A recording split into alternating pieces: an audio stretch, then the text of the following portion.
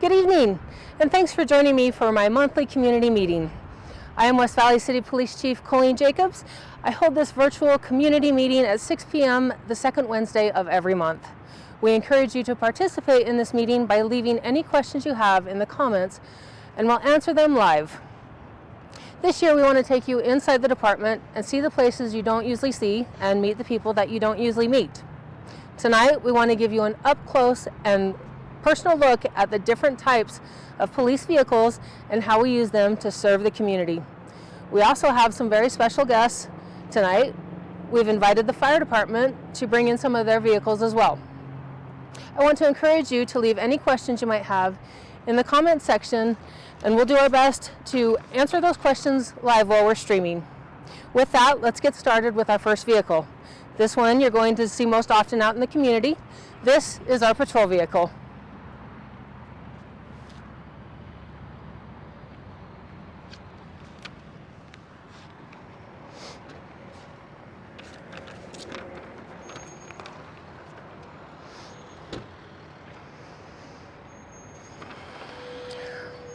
So this is our patrol vehicle, driven by Officer Shafia. And it has recently undergone a new look when we had our 40th anniversary in 2020. We went from all white cars to this nod to a more modern version of the old black and whites. So, Officer Shafia, will you tell us a little bit about your vehicle? Yeah, definitely. It's a 2022 Ford Explorer.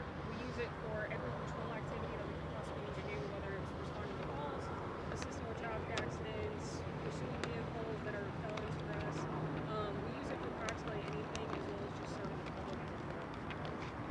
So, with some of the aspects of it, we have our lights and sirens that help us actually protect the public, so that way we can block off streets for traffic accidents, or if we just need to block off the road for any reason whatsoever. It also assists us in stopping vehicles that obviously violate the law. Let me show you how it's done. Yeah, and why don't you go ahead and turn your lights on too? Yeah. Is that one better? So it's got 3 modes in it. The first one will just turn on the rears. The second one will turn on both of them. And then if you throw it all the way into the third one, you can also turn on lights and sirens with it. So that's that aspect of it. We also have a bunch of takedown lights, which are a lot brighter for us. They generally just light up an entire area and take care of everything. So then the other aspect of it is the trunk. If it will, there we go. So when it comes to the trunk, this allows us to store a lot more gear for us. We do have lock boxes in the back of these, but these also allow us to stick extra stuff on top of it, including cones or spikes when we need to actually spike vehicles. And then to open it, it's just one of these, and then twist, and most of the time it should pull out for us. And then we've got a ton more gear that's secure back here so that no one else gains access to it. Then lock it back up. And then we close it. And then for the next part, prisoner partition, this allows us to people who are under arrest for us back here. It's completely secured in. It also has plexiglass to it. We can actually see who's in the back of the cage. The new ones also come with cameras for us so that we can just look up visual of the entire area. It's also padded for them, and then if someone's combative, that's why we've got a double protection between us and them. But this also allows us to do courtesy transports that extra assistance somewhere else than where they currently are. And then honestly, it's just the vehicle. This assists us every day. It works as our home office for us. We take care of it. We make sure it's clean, serviced, everything like that. It helps just absolutely everyone. We good? Okay, thank you, Officer Shafia. We appreciate your showing of your vehicle today. Appreciate it. Next, we have one of our motorcycles, we affectionately refer to as motors, and it's driven by Officer Ibarra.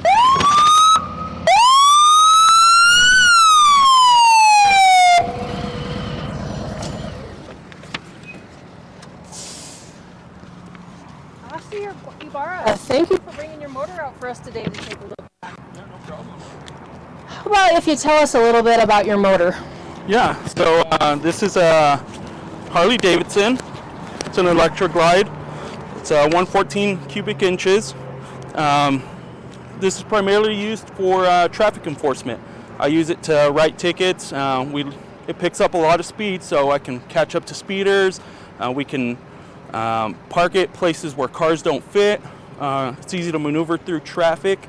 And yeah, it's primarily used for traffic enforcement. This is where computer, we keep the computer in here. That's what I use to write tickets. And then this is where the printer's at. And all these side saddles are for storage. I keep my LiDAR here. This is what I use to for speeders. It tells me distance and speed. And this is what, like today, I used it on Mountain View Corridor. So yeah. Tell us a little bit about the special equipment you have as a motor officer. So yeah, the helmet. We got the helmet. It all connects to the radio on the bike, and it also connects to the radio on my hip. It tells me everything that I can hear dispatch on there. It actually connects to my phone too. I can make phone calls. It also lets me listen to music, so it's nice. It's nice to ride and listen to music. Those look like special pants too. Are those special? Yeah, these are special pants. These are actually made out of Kevlar, and they help us with sliding. So if we get in an accident, we could. It protects us a little better. And then the visibility here on the leg. So where sometimes people say, oh, I didn't see the motorcycle, or I didn't see you coming. Hopefully this helps out a little more. Yeah. I'm sorry, did you already mention what are some of the special circumstances you use motors for? So primarily for traffic enforcement. Like I said, speeding, catching up to speeders. The acceleration is pretty good on this, so it's a lot better than the car. Catch up to speeders, like park. I think some people have seen you doing like fancy maneuvers and parades or something. Yeah, we do parades. We do what do you call that? Funerals, any special events we've done, and yeah, motor school is hard. They teach us how to do the tight maneuvers, and yeah. I've heard motor school is one of the hardest police trainings out there. It is. It was very hard. My whole body hurt. It's 2 weeks of just hurt. It hurts bad. Your hands hurt, your arms hurt, your chest hurts, your legs hurt, and you just got to push through it if you want to be a motor officer. All right, tell me one last thing and we'll let you get back to work. I noticed you got off on the opposite side of the motorcycle than most people do. Why do you do that? Traffic. So we get on the other side because we try to avoid traffic. So it's safer for us to mount on this side than on the traffic side. Okay, so you're not mounting and dismounting on the motor side, and less likely to interfere with traffic that way. Or get hit, yeah. Well, good. Thank you very much for coming out and seeing us. Yeah, thank you. Okay, next we have coming in, thank you, we have one of our fire ladder trucks, and this is Ladder Truck 7.3, and it's driven by engineer Todd Delnos. Sorry. And here they come.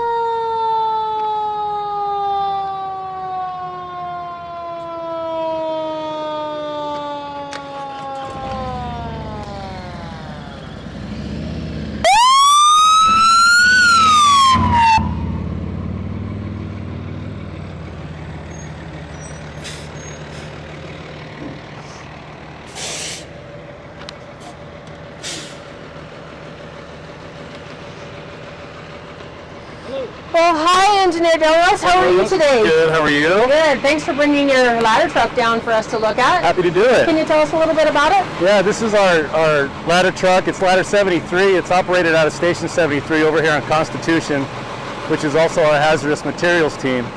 But since we got this ladder about 1.5 years ago, we also do some heavy rescue and a little bit of extrication if we need to. I guess I can start up front here. Yeah, that'd be great.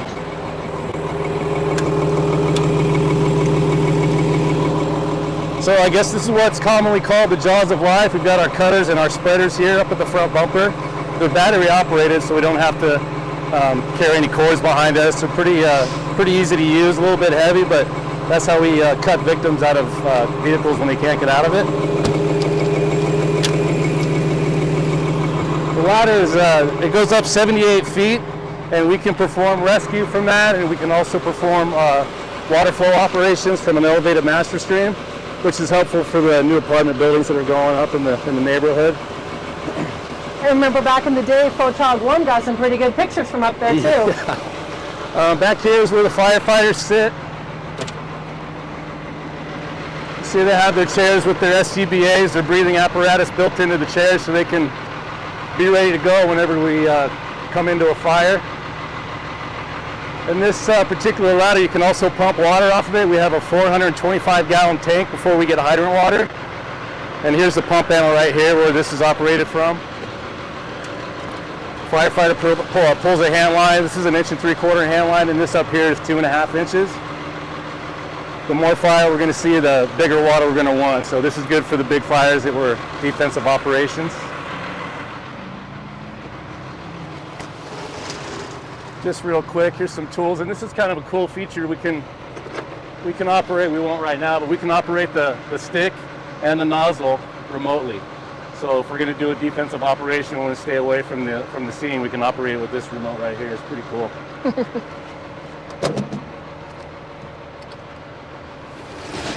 Other than that, we've got some stabilization tools on this. We've got a fan and a generator used for the fan's used for ventilation if we want to blow CO out of the house or make the scene a little bit more visible for our firefighters inside. We can get that smoke out with the fan. But other than that, it's kind of a jack of all trades rig. We can use the ladder, we can pump water, perform rescue, and also extrication. Well, you guys have some really amazing vehicles. You know, some days I wish I would have become a fireman. Thanks, we enjoy it. All right, well, thank you very much. Appreciate you taking your time out to come show us your ladder truck. Thanks for having me. All right, the next vehicle that we have that we're here to show you is our SWAT vehicle. Our SWAT vehicle is being driven by Officer Parker.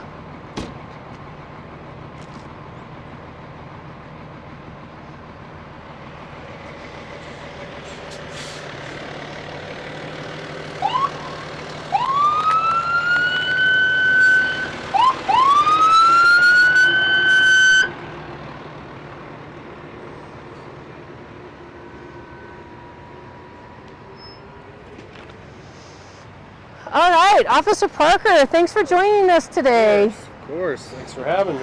Tell us what you got here. It looks like a big old bread truck that's been painted black. Yeah, that's exactly what we have here. No, this is the SWAT van is what we call it, utilized by the SWAT team. Primarily, the function of this vehicle is to transport personnel. Obviously, with the size of it, we can fit most of the team inside of it. We have several other vehicles that we do use, one of which you'll see here in a minute. But that's the primary function of this vehicle. But it does have a few other features inside that we can take a look at. We could start at the back.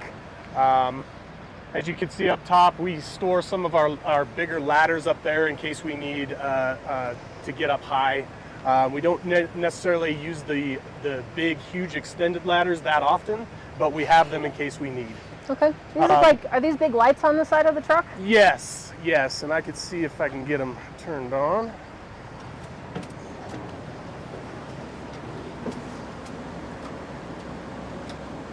And when would Those you turn on? When would you use those lights? I think those run off the generator, so those Okay. could be used as floodlights if we turned the generator on. And we could really light up the scene if we needed to. Okay. Primarily, we utilize this vehicle away from the scene of any type of emergency because we have the armored vehicle now. Oh, that looks cozy in there. Yeah, we have these benches laid out again for the personnel transport. Underneath the seats, we have storage area for our tools, a lot of manual breaching tools, different types of things that help us out on a day-to-day basis. We've got some medical backboard stored here for medical purposes. Moving forward, we have this awesome monitor that we utilize for briefings. A lot of times when we're using this vehicle, it will be in a situation that's more of an emergency and we don't have time to plan. For that reason, we can plug up our computer, we can fire this up, We can get information about a target, a residence, anything from Google that we need, any type of briefing, intelligence that we can put up on the monitor. And to go along with that, we also utilize these whiteboards, and we use these when we conduct what we call a hasty plan. That basically means if we're called out to an emergency scene, we don't really have the time to sit down and do a full briefing and a planning. Write it down on the whiteboard, assignments, where guys are at, the concept of the mission, what we're trying to accomplish, and all of that. Moving forward, this box is an explosive debunker. We keep our flashbangs in here, so we always have stock of these when we use this vehicle. Moving forward, we keep shields and medical bags here. Moving forward in here, we've got these cabinets in here that we store extra 40 millimeter munitions, gas rounds and stuff like that that we use a lot. It's a great de-escalation tool. We use the gas quite a bit to accomplish whatever mission we're trying to do. Again, on this side, get a look in here. Here is some of the 40 millimeter gas launchers that we keep stored in here. Guys do have them issued to them as well, so they have them on their personal kit, but we have extra ones in here. So as far as this vehicle, that's primarily the purpose of this vehicle, and it does a great job. Officer Parker, what are the red lights for? The red lights were for just to make it a little dimmer, not necessarily project white light outside. We mainly just use the white lights. But again, like I said, with this vehicle primarily, now that we have the BAT X, our armored vehicle, this is mainly for transport and for other lighter purposes, not necessarily ballistic or anything like that. So. Okay. Well, thank you very much for bringing the SWAT van out and showing us the utilization of that particular vehicle. All right. Next we have our canine vehicle, and this particular canine vehicle is being driven by Officer Selmeyer. Officer Selmeyer's canine partner is Maverick. Maverick is the dog, the canine.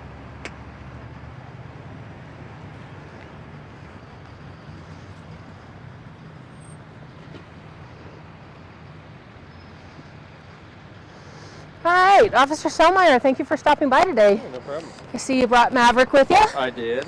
So tell us a little bit about your vehicle and how it's different than the patrol vehicle. Okay, so it is very, very similar to our patrol vehicle with obviously a few additions. Aside from just the cool decals, I've got my dog inside, so we have a kennel inside for him, along with some climate control.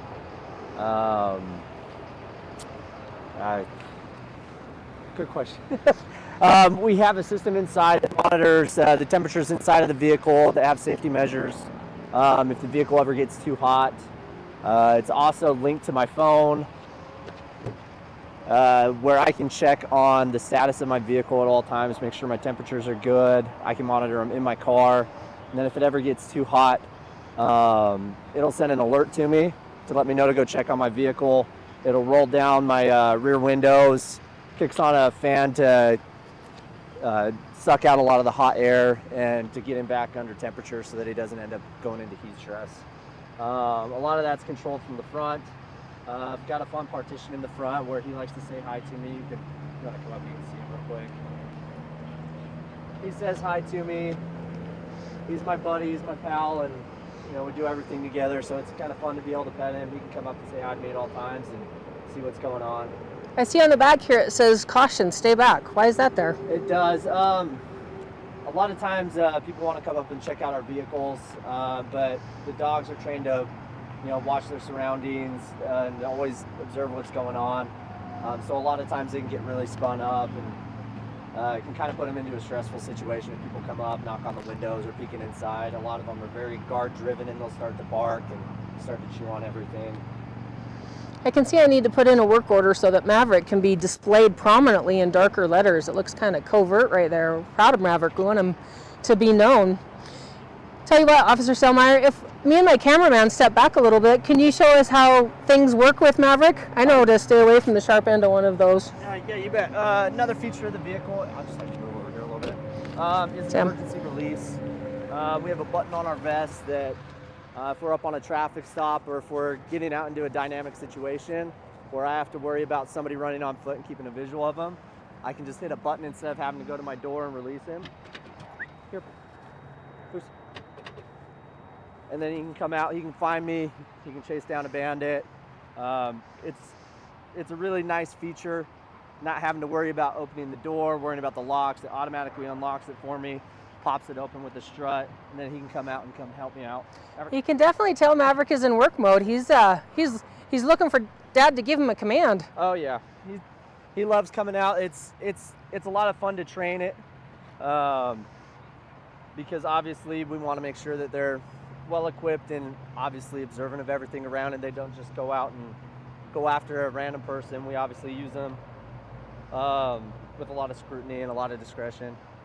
But he's one of our older dogs. He's one of our more seasoned, so he knows what he's doing. Right, Truck. Good boy. And then if you want to come look at it, you can see the inside where he hangs out. Chill. So these ones were an upgrade over what we used to use. These ones are probably at least another third size as big. Gives them more room. They can stand up a lot taller. It can fit every size of dog out there. Do they end up sliding around in there? No, we've got a rubber mat in there that prevents them from sliding around and hurting themselves. They're actually pretty amazing. They adapt really quickly, and they'll start to lean against different things depending on the turns you're taking.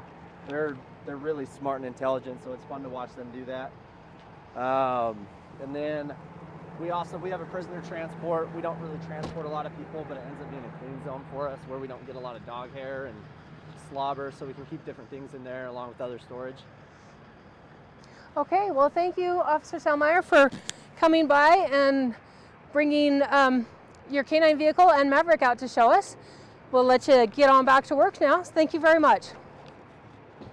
Next up, we have 3 actual vehicles that we're going to show to you. One of them is called a T3. One of them is our new e-bike. And then we also have a side-by-side. So we'll go through those and let you know what we use them for.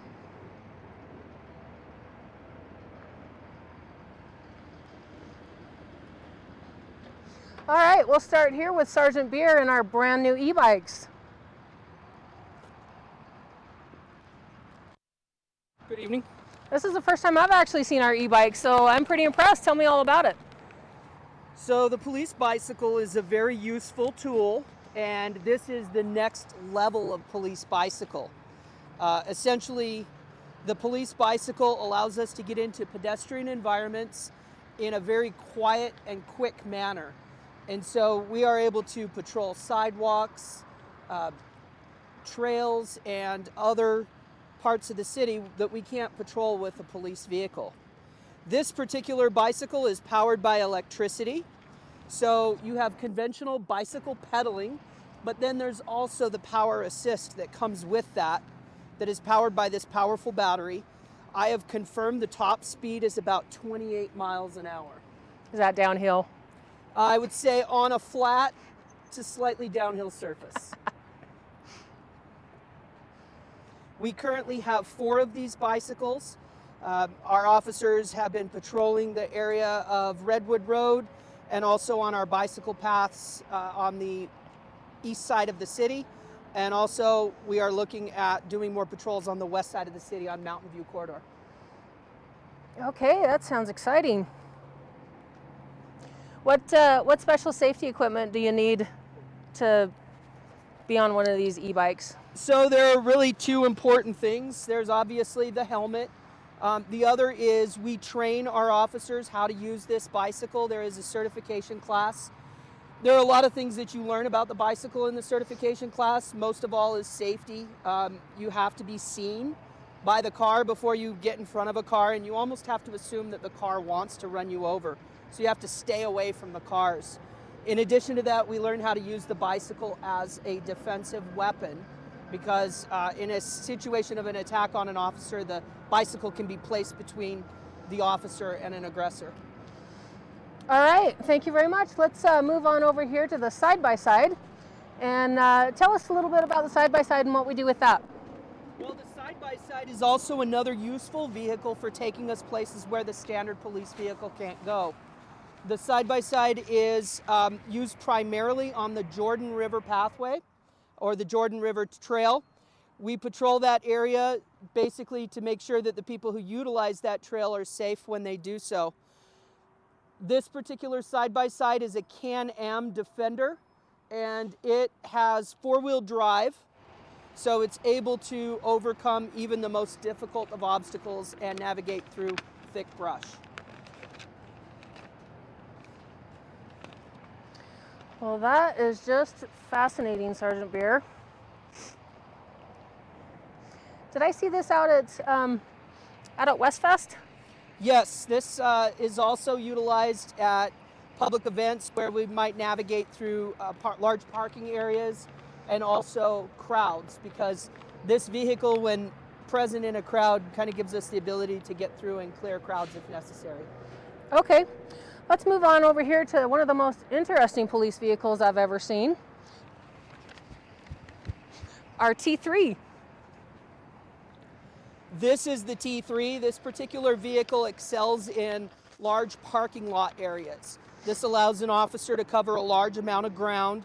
For example, in a large parking lot like at a concert, or perhaps an outdoor mall where there are several different stores that are scattered throughout. This has a top speed of about 15 miles an hour, and it also has lights and sirens like any other police vehicle. Have I seen this at the mall off and on? Yes, this vehicle has been utilized extensively at Valley Fair Mall. Now, I've heard rumor, can you confirm that there has actually been a pursuit in this vehicle? Yes, there has. One of our detectives actually pursued and apprehended offenders in this vehicle.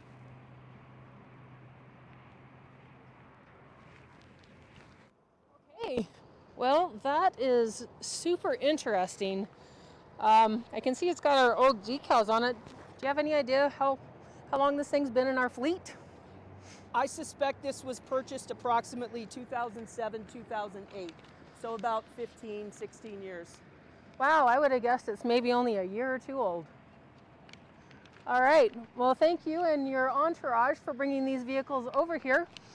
And we will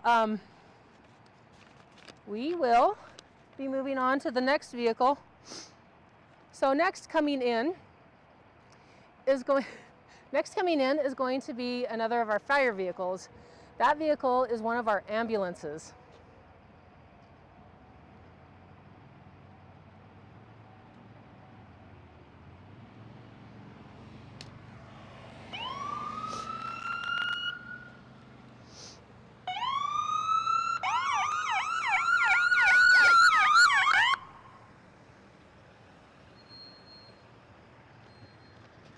All right, and this ambulance is driven by firefighter paramedic Bavis and firefighter Andreen. Yep. All right, can you tell us a little bit about your ambulance here? Yeah, so this is the newest ambulance in our fleet. It's designed to run as a ladder company. With, you guys already saw ladder 7.3. We'll staff 2 firefighters on here. Typically we'll have 1 paramedic and 1 EMT or 2 paramedics.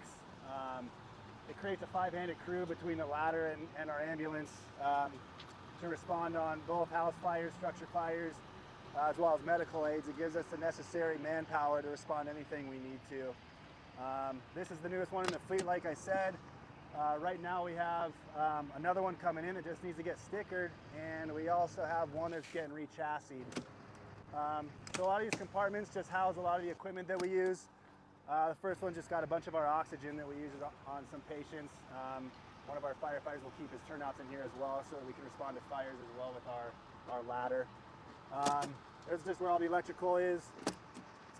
Right here is a stair chair. It's a pretty unique piece of equipment that allows us to safely get people up and down large flights of stairs when they're unable to ambulate themselves. We got our splints in here. They're good air splints. And these are some Samson straps that we use to pick up people that aren't able to lift themselves as well. Back in this compartment, we've got our SCBAs for firefighting capabilities, as well as our other firefighters' turnouts. Again, that's so that we can respond on structure fires or any other fires with our ladder. And then if you take a look back here, this is where all the magic happens. With our ladder company, with 5 of us, we'll typically be the transporter for transporting patients to the hospital. This is where we'll generally do it. This is one of our newer models as far as the stretcher goes. It's pretty easy to operate, allows for safe operation as well as pretty quick and easy to use. Up here, we've got our action areas that allow us to start IVs, give fluids. We've got all the medications that we might be using on any calls. We've got our trunks up here. We've got a lot of our airway and IVs, as well as some airway stuff over here. All this equipment that you see in here, you'll also find these bags down there in case we got to go up into an apartment complex or into a house. We can render treatment the same as we would back here somewhere else. So that's pretty much what we got going on here. Shane, you got anything to add? Nope, it's great. Got any questions? No? All right. Do you have any questions for us?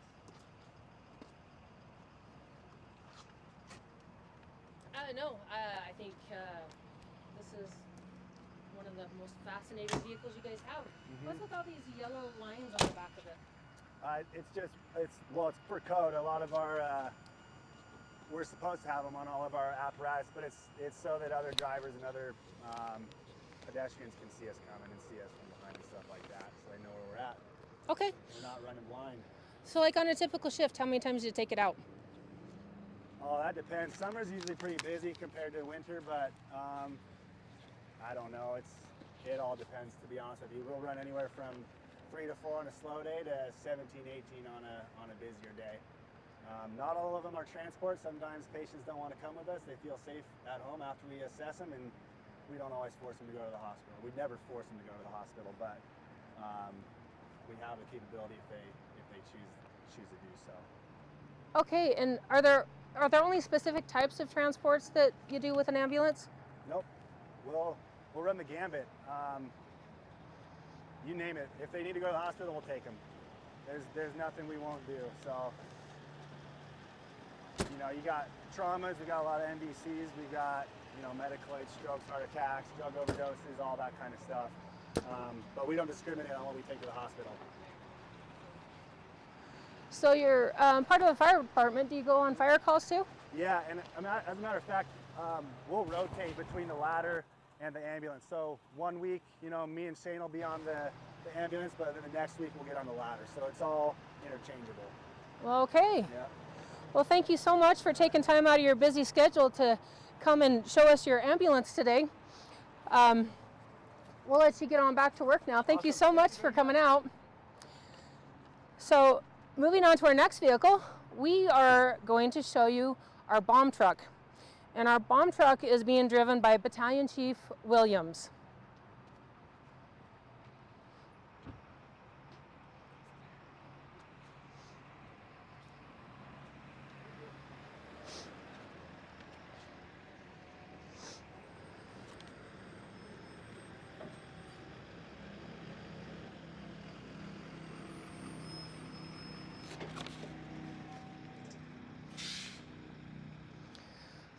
All right, Battalion Chief Williams, thank you so much for joining us today.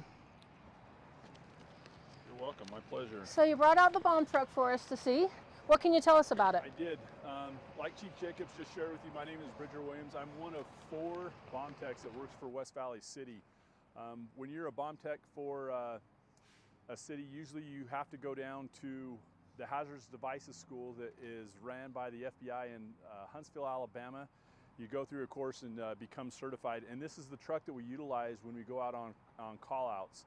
And the different kinds of call-outs that we go on are suspicious packages that can be anything from somebody leaving their lunch or a briefcase at a bus stop or the train station to actual devices that are hazardous in some nature, whether explosive or something along those lines. So in this rig, we have a lot of different tools that we can utilize to render those packages safe, or even identify if a package that we come across or have been called to is actually a hazardous device. If you want to come around to the back side over here, I'll show you some of the equipment that we use inside of here. I'm going to have to turn on the generator so we can have the lights on in here. That will be a little bit easier for you guys to see what we're looking at.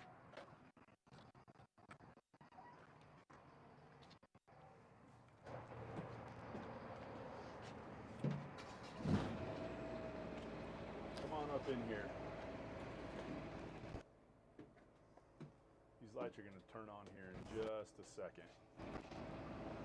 So the first thing I want to show you inside of this box is just it's our X-ray system. So if we come across a suspicious package or anything that we deem needs to be identified, we can use some panels. Everything now is digital, just like technology is bringing us to. We have some panels that we can use this system, and we can look through it just like a doctor can look and see your broken bones when you go to the hospital. The next tool that we use that is probably going to be of some interest is the bomb suit that we use. This bomb suit, when it's on us, we're wearing it. It's right around 95 pounds, depending on how large the person is, but generally these suits are about 90 pounds, and they really hot, especially here in Utah in the summertime at high altitudes. This can be very cumbersome when you have the suit and the helmet on. One of the last things that I want to show you in here is our robot. And this robot, in the world of being a bomb technician, we try to do everything that we can as remote as possible. So this robot is an important tool for us. We also utilize the drones that the city has to go down range and just try to interrogate or look at a device that we've come across. But this robot is a valuable tool. We've had this specific robot since around 2002, just before the Olympics. We received this robot, so it's in a little bit need of an upgrade, but the upgrades look exactly like this robot and function pretty much the same. This robot has the capability with this arm to go out and with this gripper to even open up some packages. And then on this side of the robot, we have a couple barrels. We call those the pans that we'll utilize to disrupt packages as well. This robot has about 6 cameras on it that no matter where we're at or how we're situated, we can usually see everything around the robot in 360 degrees. So it's really valuable when we're going down range and just trying to get a lay of the land and looking for any secondary devices or get a better view of what's going on at our scene. If you want to turn around here, I can open up this box and I'll show you this. This is the control unit for the robot. And I just talked a little bit about the upgrade for the robots. The upgrade now is going to, if you're a gamer, the control system in the upgrade is going to look a lot like an Xbox control, like joystick. So this is a little bit antiquated to what is coming out, but the robot looks very similar. Battalion Chief Williams, does Yes. the robot have a name? It kind of looks like number 5, you're alive. You know, we get that question just about every time we present this, but we've never named it. Maybe we need to do some kind of raffle or something to give it a name. No. It'll be called Buzzy the Steamboat or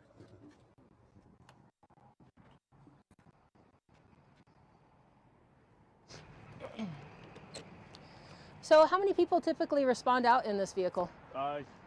It depends on what kind of call that we have. We've had, just like our general call outs, the FBI requires to at least have 2 bomb techs, certified bomb techs on scene. It's getting a job done, even a small job with 2 bomb techs proves to be difficult. So we usually like to have at least 2 certified bomb techs and a couple of our assistants that we have throughout both departments, on the police department and the fire department. If we have bigger call outs, a couple summers ago we had a call where we came across a homemade explosive lab, and on that call out we had multiple bomb techs, anywhere from 7 or 8 FBI bomb techs. We probably had that same amount in public safety bomb techs that just kind of came together as a group to respond to that call and render that homemade explosive safe. Yeah, sorry, I need to ask you one more time because I was covering my mic and it didn't come across, but does the robot have a name? The robot does not have a name. Okay then. Now our bomb squad is unique in that it is police and fire, correct? Is that unique? That is correct. Right now across the country, it's about 60-40, where 60% of the bomb squads are police-centric. But we found here in West Valley that it's a great combination to have both police and fire because of the unique perspectives that both of those departments bring. Fire departments traditionally have a strong hazardous materials background, and then the police departments bring the investigative background in that makes us pretty unique. I know talking with some of the national FBI administrators for the bomb squads, they prefer to have a joint squad like that just for those capabilities. Well, I know both with the bomb squad and every other part of our operations in the 26 years that I've been here, I really appreciate the working relationship that the police and fire department have, which also seems kind of unique than in other areas, but we've always had a great working relationship. That is unique, for sure.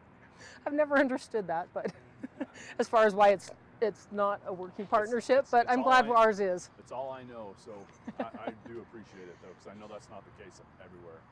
Very good. All right, well, thank you so much for bringing the bomb truck out and letting us take a look at that.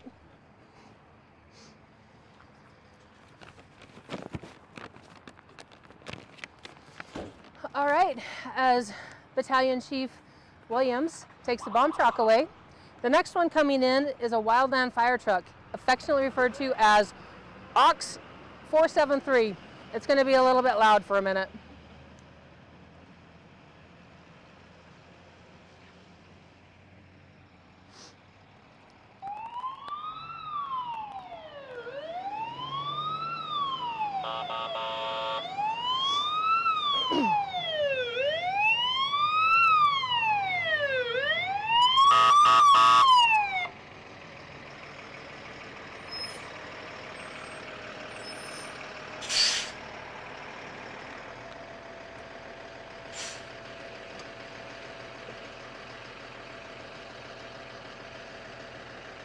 Okay. And Ox 473 is being driven by Senior Firefighter Paramedic Buchanan. Thank you for coming out today and showing us Ox 473. What can you tell us about it? So this is one of our wildland fire engines, and it's a Type 4 wildland fire engine. It holds 1,000 gallons of water. It can go on quite a variety of terrain, off-roading, things like that. It does have the capability to do what's called pump and roll, meaning we can have this turret activated and we can drive along varied terrain while pointing the turret at various places to shoot the water and get the fire out. So this is one of the cool things that it can do. Not a lot of fire engines can actually do that. We do have all of the standard things that you might have on a wildland fire engine. So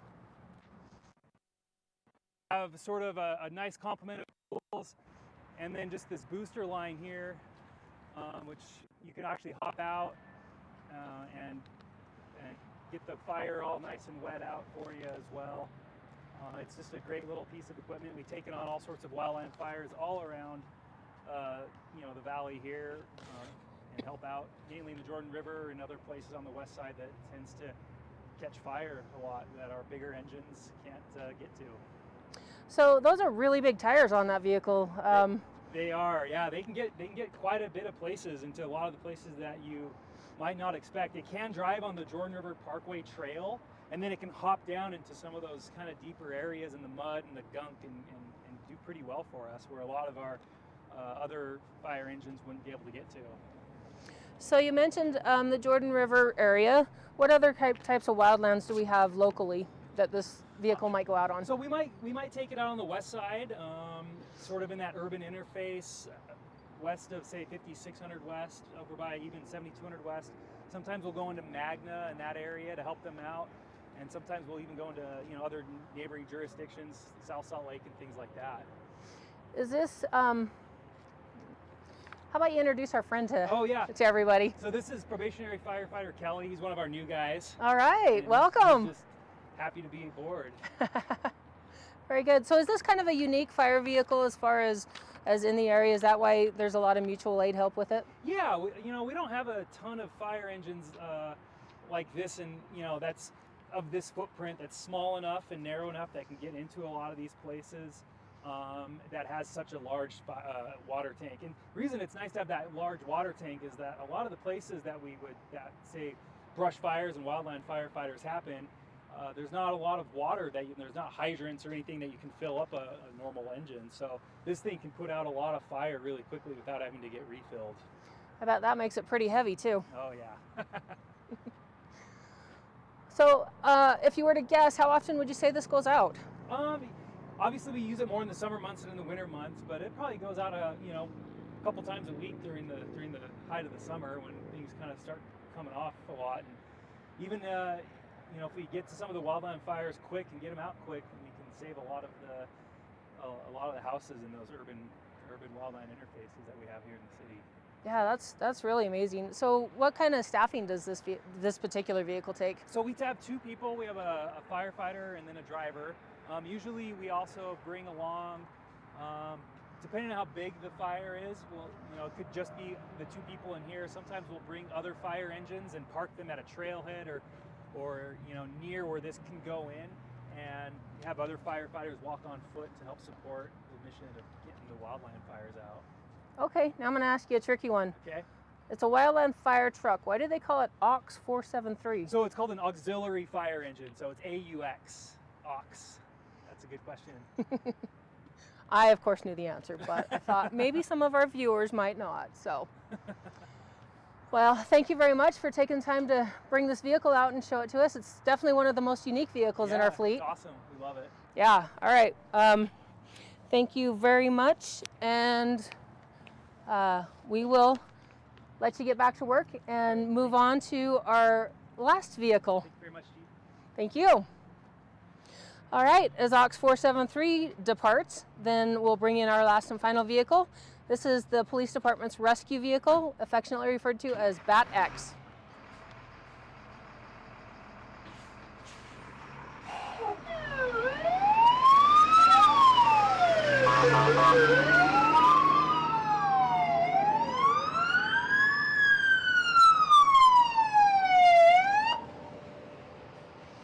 All right, and our BAT is being driven by Detective Steinbrecher. Detective Steinbrecher, thank you for bringing our rescue vehicle out to share with the public. What can you tell us about it? So this is a BAT-X armored rescue vehicle. Sorry. The BAT-X stands for Ballistic Armored Tactical Transport. Like you said, it's an ARV or armored rescue vehicle. Typically, SWAT is used for a number of missions: high-risk search warrants, barricaded persons, and hostage rescue.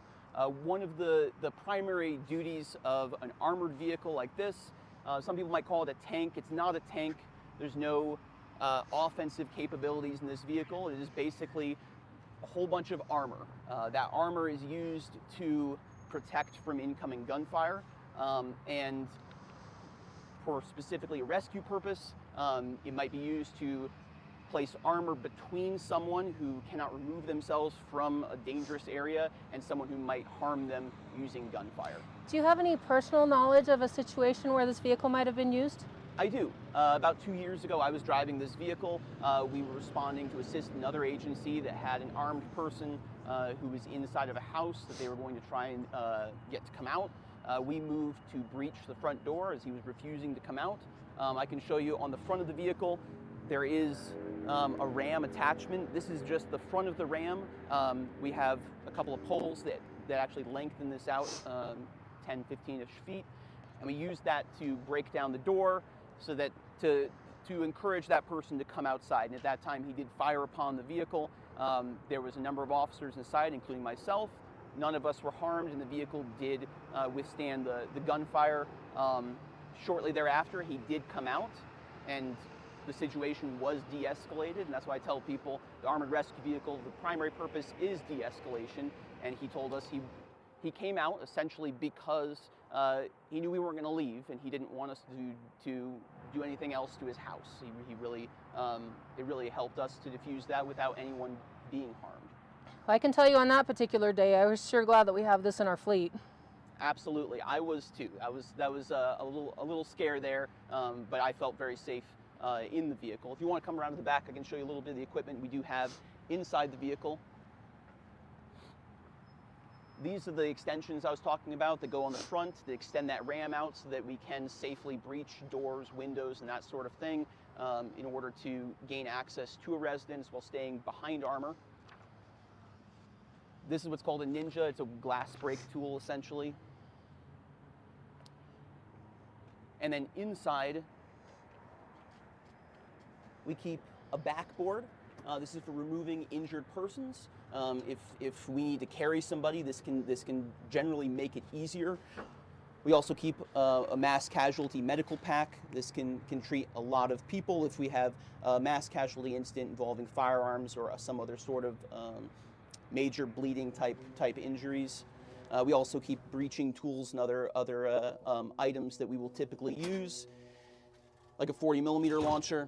This is typically used if we're going to be introducing gas or something else to that effect to encourage someone to exit an area. Beyond that, this is what's known as an LRAD. This is a very loud PA system. This has magnets on it. We'll stick it on the front of the vehicle, and we use this to make announcements because we want people to know we're there typically, and we want them to come out. And so we need to tell them what we want them to do, try to make contact with them that way. The armored vehicle allows us to get much closer than we normally would to someone who might be dangerous or might be unstable or might have access to firearms and try to communicate with that person. We also have the turret up here. Turret is a little bit of a misnomer. It's just essentially a hatch in the roof that would allow us to put an officer up there who can then look out and get a different perspective on a particular area, so being able to see them from above. All right, well, it's nice to know that my SWAT officers have a sense of humor. I see we've got a personalized license plate and fuzzy dice. Yes.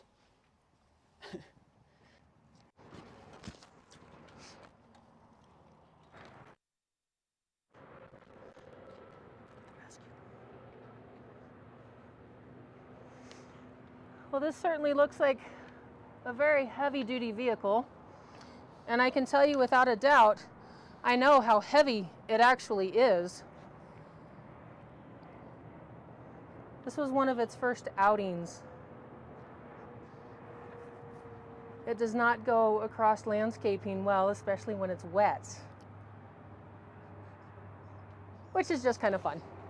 But did you tell them about the ram here on front? Yes. Okay. Yes. All right. Let's see, what else? What other uses do we use this for? We do a lot of the community outreach stuff. We'll bring it to different community events. We've had let some kids climb up and see it a little bit and kind of explain it to them. But yeah, generally, if it's out and we are driving it, it's going to be used for some sort of high-risk situation. Well, it certainly is eye-catching. Is this unique? Is it one of a kind? Is it the only one in the valley? It is the only one of this model. There are many types of armored rescue vehicles. This is the only one I'm aware of this particular model. We're a big fan of this one, not only because it's saved our lives, but it's a very functional vehicle, and we've seen some really good use out of it.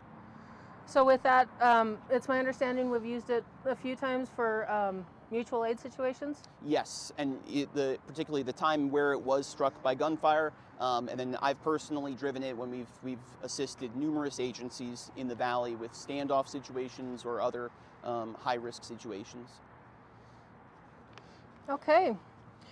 In doing so, I appreciate you taking the time to bring that out to us, and we should be able to wrap it up real soon here.